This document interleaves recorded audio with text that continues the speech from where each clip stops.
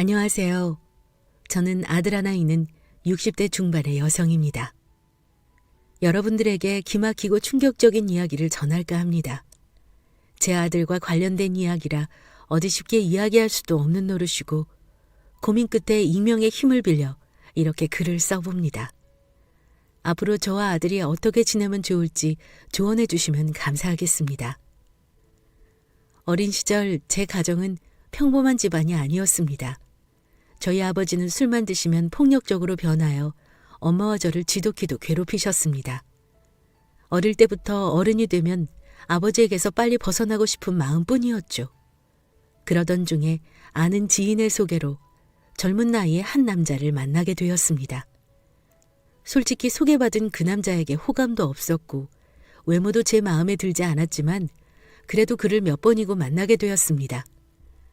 그는 집도 잘 살았고 제가 좋다고 쫓아다니며 결혼하고 싶다고 적극적으로 다가와 주었거든요. 저는 아버지가 싫어 하루빨리 도망치고 싶은 마음에 그 남자와 결혼을 생각하게 되었습니다. 이제 와서 생각해보면 도망치고 싶은 마음에 잘못된 선택을 한 셈이죠. 덜컥 만나던 남자와 결혼을 하겠다고 하자 저희 엄마는 제게 만난 지 얼마나 되었다고 결혼이니? 그 사람 어떤 사람인지 더 만나보고 해도 늦지 않아. 라고 하셨지만 저는 엄마에게 그 사람 집에 돈도 많고 무엇보다 날 많이 사랑하고 아껴줘. 난 엄마처럼 아버지한테 맞고 살고 싶지 않아. 사랑받으면서 행복하게 살 거야. 절대 엄마처럼 안 살 거니까. 라고 하며 결혼에 대한 의지를 내비쳤습니다. 물론 전 그 사람을 사랑하지 않았어요. 하지만 제겐 사랑은 중요하지 않았습니다. 그 당시에는 사랑이 없어도 소개로 결혼하고 살면서 부부의 연을 이어가는 게 이상하지 않았거든요. 비록 아버지가 싫어 선택한 결혼이지만 경제적으로 여유 있고 저를 많이 사랑해주는 이 남자가 싫지는 않았습니다. 그렇게 저는 만난 지 2개월 만에 그 남자와 결혼을 하게 되었습니다. 돈이 많아서 그런지 여유로운 신혼생활을 누리며 아들도 하나 낳아서 행복하게 보냈습니다. 그러던 어느 날 시댁에서 하는 사업이 점차 어려워지면서 결국 사업을 정리하게 되었고 그 과정에서 많은 것들을 잃은 남편은 매일 술을 마시며 지냈습니다. 참 애석하게도 딸은 엄마 팔자를 담는다고 했던가요? 남편은 술만 마시면 아버지처럼 폭력적으로 변하여 손찌검하였고 하나 있는 아들에게도 손을 휘둘렀습니다. 나중에는 재수없는 저를 만나 자신이 이렇게 된 거라며 보란듯이 불륜녀를 데려와 당당하게 이혼을 요구하더군요. 내가 어쩌다 너 같은 걸 만나서 재수없는 걸 집에 들였으니 내 인생이 이렇게 망가진 거라고. 이제 너란 형 꼴도 보기 싫으니까 내 인생에서 꺼져버려. 라고 말하며 인생에 대한 원망을 제게 쏟아부었습니다. 남편의 저런 행동에 저도 여자로서 참 괴로웠습니다. 그래도 전 그런 못난 남편이라도 포기할 수 없었어요. 바로 소중한 우리 아들 때문이었습니다. 제 아들은 아빠 없는 자식으로 키우기 싫어 버티고 또 버텼어요. 결혼 전 엄마에게 난 엄마처럼 살지 않는다고 큰소리 쳤는데 결국 저도 엄마와 같은 길을 걸어가고 있더군요. 저희 엄마도 그렇게 살기 싫으셨겠죠. 그럼에도 불구하고 그 모진 길을 걸으신 이유는 바로 저 때문이라는 것을 제 아들을 통해 알 수 있었습니다. 하지만 전 엄마처럼 오래 버티지 못했습니다. 나날이 심해지는 남편의 폭력과 폭언에 결국 이혼을 합의해 주었고 저를 닮아 꼴보기 싫다는 아들과 같이 그 집에서 쫓겨나오듯 나오게 되었습니다. 그 뒤로 저는 아들과 둘이서 함께 살게 되었습니다. 하지만 앞이 참 막막했죠. 여자 혼자 자식 키우는 게 쉽나요?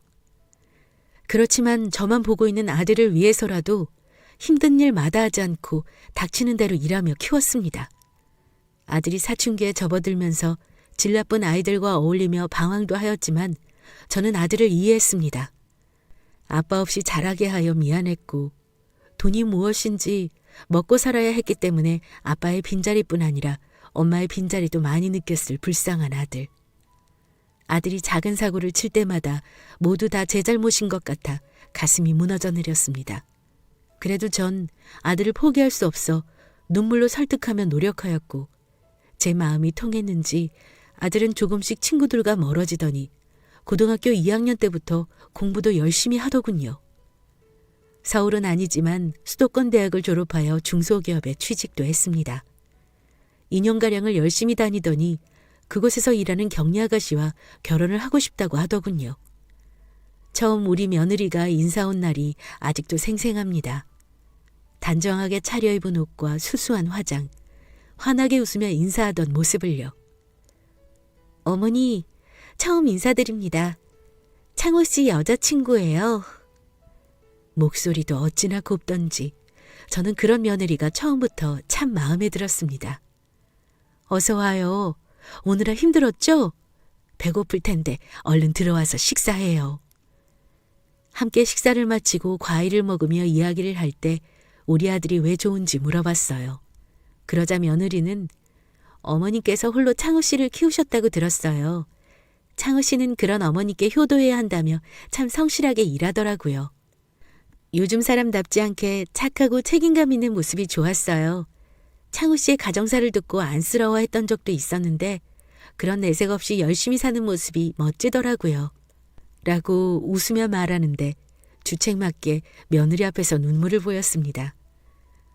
부모의 빈자리를 많이 느끼고 컸을 우리 아들에 대한 미안함과 또 그런 아들을 보듬어주는 며느리에게 고마워서요. 그렇게 전 얼굴만큼이나 고운 마음을 가진 며느리를 가족으로 받아들이기로 생각하였습니다. 결혼하기 며칠 전 아들을 불러 결혼 준비에 대해 이야기하던 중 아들에게 몇 가지 당부를 하였죠. 사실 아들이 어릴 때 이혼한 터라 아들은 왜 제가 남편과 이혼한 것인지 대략만 알고 있었고 좋은 일도 아니었기에 저도 말을 아꼈었습니다. 하지만 이제 다 커서 결혼을 하니 아들에게 이야기하며 당부를 해주고 싶었습니다. 우리 아들이 이제 다 커서 결혼을 하는구나. 엄마는 우리 아들이 잘 커줘서 너무나 고맙고 대견스러워. 그런데 아들, 그래도 엄마한테는 우리 아들이 늘 물가에 내놓은 아이 같아. 우리 아들을 믿지만 엄마가 좀 걱정이 되어서. 결혼하거든 아내를 소중하게 대해줘야 한다. 그래야 아내도 너를 존중해 줄 거고 화목하게 지낼 수 있을 거야. 엄마는 비록 아버지와 이혼을 했지만 우리 아들은 엄마처럼 이혼하지 말고 그저 행복하게 오순도순 잘 살았으면 좋겠어. 그래도 우리 아들은 술 먹고 행패 부리는 아버지의 모습을 닮지 않아서 참 다행이야. 라고 이야기했습니다. 아들은 제게 엄마, 난 절대 아버지처럼 그러고 안 살 거야. 행복하게 잘 지낼 테니 걱정하지 마셔. 라고 이야기하며 제 당부를 잊지 않겠다고 하였습니다. 아들은 아버지와는 다른 삶을 살 거라며 호언장담하듯 제게 의젓한 모습을 보여줬습니다. 그렇게 결혼 준비를 마무리하며 아들과 며느리는 조촐하게 결혼식을 올렸습니다. 없는 살림에 큰 돈은 아니지만 저는 그동안 따로 모아놓은 돈을 아들에게 건네며 신혼집에 보태주었습니다. 아들은 혼자 사는 제가 걱정되었는지 가까운 거리에 신혼집을 얻었고 며느리와 자주 왕래하며 저를 챙겨주려 하였습니다. 무엇보다 우리 며느리가 제게 얼마나 살갑게 굴며 챙겨주는지 참 고맙더라고요. 결혼 준비할 당시 며느리는 어릴 적 부모님을 잃고 혼자 자라서 엄마의 정이 그리웠다고 하였습니다. 그래서 그런지 저를 엄마처럼 생각하는 듯 했어요. 저도 딸이 하나 생긴 듯 가슴으로 며느리를 품으며 제 딸처럼 소중하게 생각했습니다. 그러니 행복은 저절로 따라오더군요. 하지만 제게는 그 행복이 어울리지 않았나 봅니다. 1년 정도 지났으려나 어느 날부터인지 집에 찾아오는 며느리의 얼굴이 조금씩 변해가더군요. 늘 환하게 웃던 아이였는데 웃음기도 없어지고 부쩍 말수도 줄었습니다. 곱던 얼굴에 그늘이 가득하고 밥도 잘 안 챙겨 먹는지 살도 부쩍 빠져 있었습니다. 하루는 얼굴과 몸에 상처가 있길래 며느리에게 아니 아가, 얼굴하고 여기 몸에 이 상처는 뭐니? 안 그래도 살도 빠지고 얼굴빛도 안 좋은 게 너 무슨 일 있니? 라고 말하며 걱정하자 며느리는 멋쩍게 웃으며 아, 어머니, 그게 별거 아니에요. 그냥 저번에 집안 정리하다가 선반이 잘못됐는지 무너져 내렸는데 그때 선반위에 있던 물건들이 떨어지면서 좀 다쳤어요. 약 바르면 금방 나아요. 또 요즘 일이 많아서 피곤한가 봐요. 살이 자꾸 빠지네요. 라고 답했습니다. 저는 그런 며느리를 걱정하며 일도 바쁘고 힘들어도 잘 챙겨 먹어야 한다고 반찬도 더 챙겨주었습니다. 그러나 그 후에도 종종 얼굴과 몸에 상처와 멍이 보이더군요. 그런 며느리를 앉혀놓고 혹시 말 못할 고민이 있는 건 아닌지 왜 이렇게 멍이며 상처며 달고 다니는지 걱정되어 물어봤습니다. 제 물음에 며느리는 당황하는 듯 하더니 제게 걱정 끼치게 해드려 죄송해요. 저번에 퇴근하고 돌아오는 길에 밤이라서 그런지 잘 안 보여서 발을 헛디뎠는데 하필 계단에서 헛디딘 거라 크게 넘어졌어요. 그리고 요즘 회사 일이 많아져서 격리일 말고 창고 정리도 하거든요. 그러다 보니 일 다 하고 오면 저도 모르게 멍도 들어있고 상처도 있더라고요. 걱정 마세요, 어머니. 금방 나아요. 라고 말하며 아무렇지 않은 듯 되려 걱정하는 저를 안심시키려 했어요. 그리고 그런 저를 보며 그래도 이렇게 걱정해 주시니까 감사해요. 걱정 끼쳐드려 죄송하기도 하고요. 저 정말 어머니를 제 친엄마처럼 생각하고 의지하는 거 아시죠? 하늘에서 저희 엄마가 제게 어머니를 선물로 보내주셨나 봐요. 라고 옅게 웃으며 제 손을 꼭 잡아주더군요. 저도 그런 며느리를 보며 손을 따스하게 잡아주었습니다. 그리고 며느리의 말을 듣고 저는 정말 그런 줄 알았어요. 그렇지만 아무리 일이 힘들고 그렇다 한들 어떨 때는 아들과 함께 집에 올 때조차도 며느리는 웃지 않고 멍하니 있기도 했고요. 전 그런 며느리가 계속 신경 쓰이고 걱정되어 아들에게 이야기했습니다. 아들, 요즘 새하기 힘든 거 알고 있지? 얼굴빛도 안 좋고 몸도 말라가고 걱정이다. 저러니 임신이 잘 안 되는 거 아닌지 걱정되고 일이 저렇게 힘들어 사람이 변해가는데 그 일 계속 다녀야 하는 거라니? 하고 이야기하자 아들은 크게 동요하지 않고 누워서 TV를 보며 일 뭐 다 힘들지 안 힘든 일이 어딨어 그래? 그리고 힘들다고 일 그만두면 엄마 아들 혼자 돈 벌어야 되는데 나도 힘들어 엄마. 둘이 버는 게 훨씬 낫지. 아기도 천천히 가지기로 했어. 돈 좀 더 모으고. 라고 하길래 저는 그런 아들을 더욱 멍하니 앉아있는 며느리를 보며 둘이 같이 벌면 돈이 더 빨리 모이고 좋지만 저러다 내 마누라 잡는 건 아닌지 싶다. 너도 힘들겠지만 당분간은 잘 챙겨줘라. 서로 의지하는 게 부부 아니니? 라고 말해주었습니다. 그러나 아들은 눈길도 주지 않고 멍하니 앉아있는 며느리에게 큰 신경을 쓰지 않는 듯 하더군요. 며느리뿐만 아니라 아들도 일하느라 고생이 많을 텐데 집에서 쉬고 있는 내가 더 챙겨줘야겠다는 생각에 며느리와 아들을 위해 반찬도 만들어주고 건강 챙기라며 몸에 좋다는 건강식품을 사주기도 하였어요. 그런 제 노력에도 며느리의 상태는 좋아지지 않았습니다. 일에 많이 지쳤는지 돌연 다니던 회사를 그만두고 집에서 쉬게 되었습니다. 저는 차라리 그만두고 푹 쉬면서 몸을 회복하는 게 좋겠다고 생각하며 일을 그만둔 며느리를 칭찬하며 달랬어요. 그만두고 좀 쉬면 해결될 거라 생각했는데 이상하게 시간이 지나고 상태는 좋아지지 않고 더 심해졌습니다. 제 집과 가까워 자주 놀러 왔었는데 이제는 잘 오지도 않고 보니까 집에서 나오지도 않는 것 같더라고요. 걱정스런 마음에 제가 직접 며느리를 찾아가 보기로 하였습니다. 며느리하고 아들이 좋아하는 반찬 몇 가지를 챙겨서 며느리의 집으로 갔습니다. 초인종을 누르고 기다렸는데 며느리는 나오지 않더군요. 일도 없고 집에도 잘 안 나가서 분명 집에 있을 텐데 왜 문을 열어주나 하는 생각에 걱정되어 비밀번호를 치고 들어갔어요.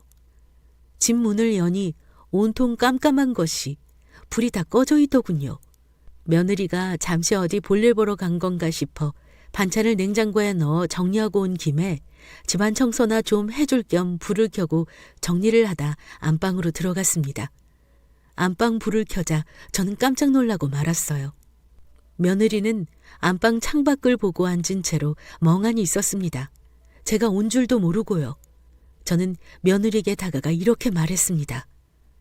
아니, 집에 있으면서 문도 안 열어주고 불도 안 켜고 뭐하고 있는 거니? 라고 조심스레 묻자 며느리는 저를 쳐다보지도 않고 멍하니 창밖만 보고 있더라고요. 저는 그런 며느리가 점점 이상해져 가고 있다고 확신이 들기 시작했습니다. 어디 아픈 건가 싶어 몸 상태를 확인해 봤지만 열이 있거나 하지는 않았어요. 더 말을 하지 않는 며느리를 보며 아들과 진지하게 이야기를 해봐야 할 것 같아 퇴근하고 집에 올 아들을 기다렸습니다. 그러다 며느리는 저를 보며 어머니, 저 괜찮으니 이만 집에 가보세요. 그이 오늘 야근이라 늦게 와요. 라고 말을 하더군요. 저는 그런 며느리의 갑작스런 말에 그러니? 이왕 온 김에 아들 얼굴 좀 보려고 가려고 했는데 알겠다. 내가 너 좋아하는 반찬도 가져왔으니까 밥 꼭 챙겨 먹고 어디 아프면 약도 잊지 말고 챙겨 먹어야 한다. 나중에 와서 청소도 좀 도와줄게. 그럼 쉬렴? 하고 말하며 아들 집에서 나와야 했습니다. 이상하게 며느리가 처음으로 저를 불편해하고 빨리 갔으면 하는 눈치와 표정이었거든요. 안 그래도 힘들 텐데 제가 계속 있으면 편히 쉬지 못할 거라는 생각에 저는 며느리에게 저리 말하고 집으로 돌아와야만 했습니다. 그때 제가 며느리를 위한답시고 집에 돌아오지 않고 계속 옆에 있어줬다면 저는 아마 며느리를 지킬 수 있었을까요? 그 뒤로도 걱정이 되어 종종 찾아가기도 하였지만 제가 집에 가볼 때면 늘 불이 꺼진 깜깜한 방 안에 혼자 멍하니 앉아있거나 잠만 자며 끼니도 거를 때가 많았습니다. 저는 그저 얼마나 일이 힘들었으면 저럴까 싶고 한편으로는 무슨 일이 있는 건 아닐까 걱정스러웠지만 그때는 알지 못했습니다. 그게 우울증이라는 것을요. 알았더라면 제가 며느리를 지킬 수 있었을 텐데 그러지 못한 제가 바보 같습니다. 그저 제가 더 집안일을 신경 써주고 도와주면 나아질 거로 생각하였습니다. 아들에게도 며느리에 대해 의논해 보았지만 아들은 별거 아니라는 듯 일관하더군요. 나중에는 본인도 일에 치여 힘들다면서 그런 며느리를 외면하고자 하였습니다. 가끔 며느리를 보는 저도 답답하고 걱정스러운데 매일 보는 아들은 오죽할까 싶어 제가 아들보다 더 신경을 쓰면 될 거로 생각했습니다. 그렇지만 이런 제 생각은 제 인생에 콧방귀를 뀌었습니다. 왜냐하면 우울증에 깊게 빠진 며느리는 결국 집에서 혼자 극단적인 선택을 했으니까요. 그날도 여느 날과 다름없이 반찬을 챙겨주고 집안일을 도와주려 아들 집에 들렀고 불이 꺼진 방문을 연 순간 저는 놀라 주저앉았습니다. 방바닥에 흩어져 있는 수많은 알약과 힘없이 쓰러져 있는 며느리의 모습을 보고 달이 이미 풀리고 말았으니까요. 서둘러 병원으로 옮겨봤지만 애석하게도 며느리는 결국 다시 눈을 뜨지 못했습니다. 그동안 무슨 그리 힘든 일이 많았는지 두 번 다시 눈을 뜨고 싶지 않은 듯 참으로 평온하게 눈을 감고 자고 있었으니까요. 그렇게 허망하게 며느리를 보내며 저는 마음이 아주 힘들었습니다. 저도 그렇게 가슴이 아프고 괴로운데 우리 아들은 오죽할까 싶었어요. 그런데 제 생각과는 달리 아들은 도리어 덤덤하더군요. 슬퍼하기보다는 체념한 듯 보였어요. 전 슬픔을 토해내지 못하는 그런 아들의 모습이 더 안쓰럽게 느껴졌습니다. 아들과 함께 며느리의 장례를 다 치르고 아들 집에 있는 며느리의 물건을 정리할 때 저는 생각했어요. 혹시라도 버티고 있는 아들이 힘겨울까 싶어 아들에게 제가 대신 며느리의 유품을 정리하겠다고 하였습니다. 너는 괜히 새아가 물건 보면 더 힘들 테니 엄마가 대강 정리하마. 너는 엄마 집에 가서 좀 쉬고 있으면 될 것 같구나. 라고 말하고 아들 집에 혼자 오게 되었습니다. 가장 먼저 무엇을 정리해야 할지 막막했지만 천천히 며느리의 물건을 살펴보았어요. 일만 하고 지내서 그런지 예쁜 옷 한 벌, 제대로 된 화장품 하나 없이 초라한 모습들만 방안을 감쌌습니다. 이 모습을 보니 아들 대신 제가 정리하는 것이 잘 됐다고 생각했어요. 이 모습을 아들이 본다면 아들은 수없이 자신을 원망할지도 모를 테니까요. 저는 가장 먼저 옷장 서랍에 있는 며느리의 옷을 하나씩 꺼내 정리했습니다. 옷가지들이 많이 없어서 금세 바닥을 보이더군요. 그런데 맨 밑에 깔린 옷 사이로 무언가 보이더군요. 꺼내어 보니 다이어리 같았는데 뭔가 싶어 열어보니 며느리의 일기장이었습니다. 그날 그 다이어리를 보지 않았다면, 제가 유품을 정리하지 않았다면 지금 우리 아들과 전 달라졌을까요? 천천히 읽어내려간 며느리의 다이어리 속 일기는 충격 그 자체였습니다. 그 일기 속에는 우리 아들에 관한 이야기가 적혀 있었어요. 어느 날부터 조금씩 술을 마시고 들어온 아들은 며느리에게 소리를 지르며 물건을 부수고 던졌으며 술에서 깨면 미안하다고 무릎을 꿇으며 사과를 했다고 합니다. 그러나 그것도 잠시, 다시 술을 마시고 들어오더니 전과 달리 더 폭력적인 모습을 보이게 되었고, 다음 날 정신이 들면 사과를 하며 그런 행동은 계속 반복되었다고요. 결국은 며느리에게 손찌검까지 하게 되었는데, 나중에는 너 말고 다른 여자가 좋다며 자주 다니던 술집 여자와 눈이 맞아 며느리 앞에서 당당히 내연녀를 보여주기도 했답니다. 하필 하늘도 무심하시지.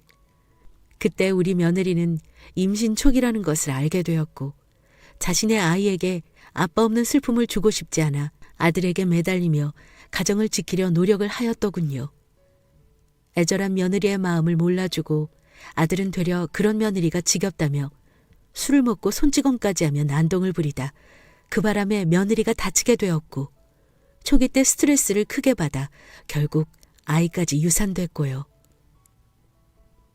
일기장 중간중간에도 아들은 술을 먹고 며느리에게 이혼을 요구하였고, 며느리가 이혼은 안 된다며 버티자 이혼 안 해주면 죽여버릴 거라며 며느리를 더 괴롭혔다고 합니다. 그만큼 내연녀에게 푹 빠져 있었다고 적혀 있었습니다. 전 그 일기장을 보고 큰 충격에 빠져 한동안 멍하니 일기장을 보며 앉아 있었습니다. 그리고 시간이 지나면서 차츰 손이 덜덜 떨리고 소름이 돋았어요.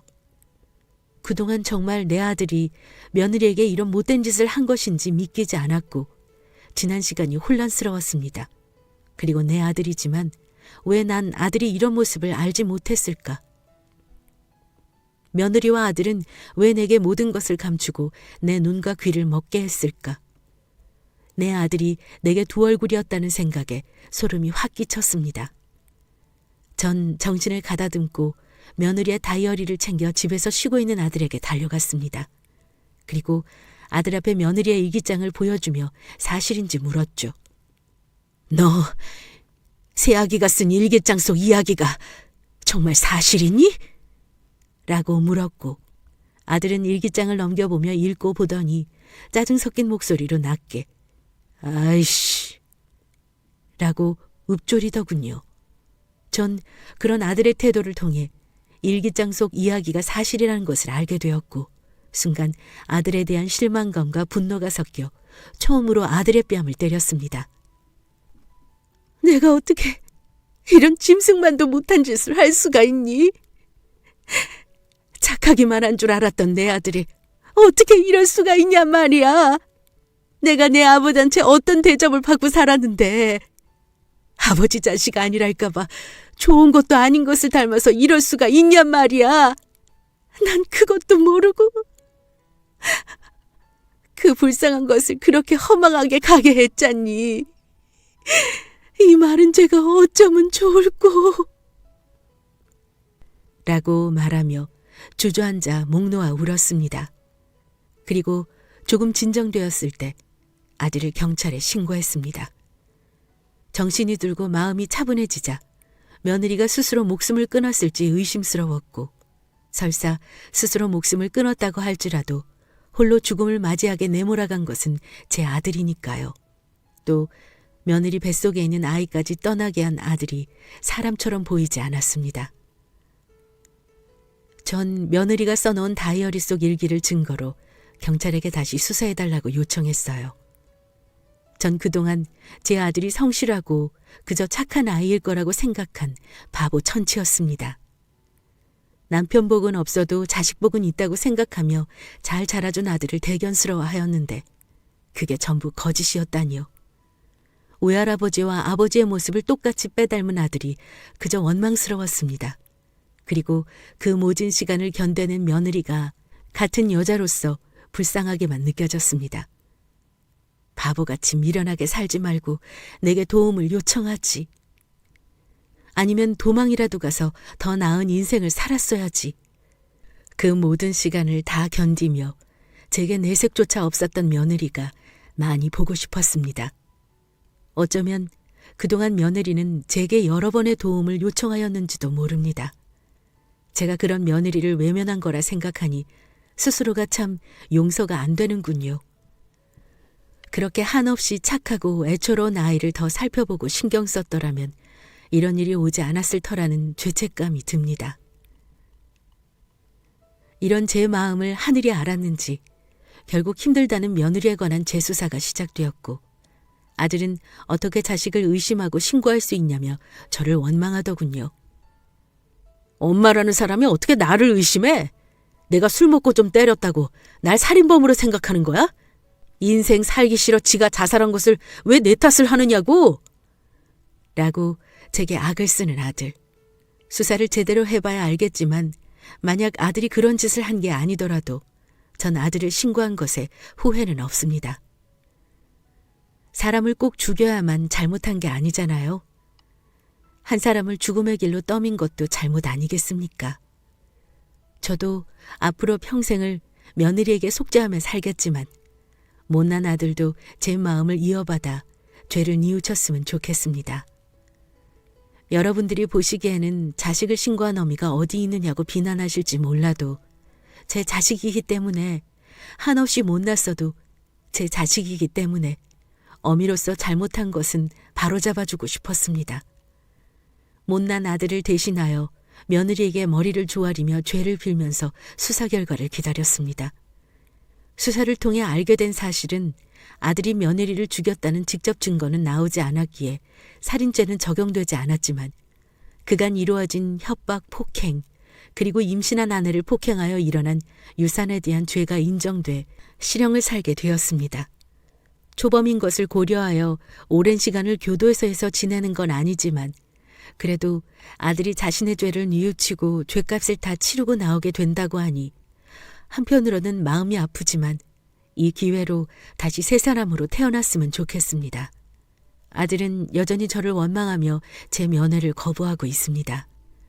그래도 예전처럼 제가 계속 아들을 설득하고 보듬어 준다면 이런 제 마음을 알고 아들도 깊이 반성하지 않을까 생각됩니다. 여러분, 어쩌면 제가 더 현명하게 아들을 다시 가르칠 수 있을지 조언 좀 해주세요. 긴 글 들어주셔서 감사합니다.